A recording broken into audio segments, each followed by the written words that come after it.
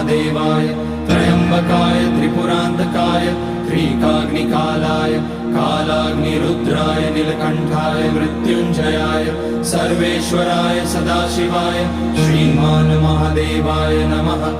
ओम नमः शंभवाय च मयोभवाय च नमः शंकराय च मयस्कराय च नमः शिवाय च शिवतराय च।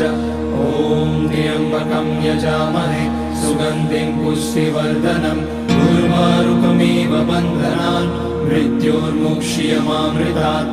नागेन्द्रहाराय त्रिलोचनाय भस्मांगराय महेश्वराय नित्याय शुद्धाय दिगंबराय तस्मै नकाराय नमः शिवाय। मंदाकिनी सलिल चंदन चर्चिताय नंदीश्वर प्रमथनाथ महेश्वराय मंदार पुष्य बहुपुष्य सुपूजिताय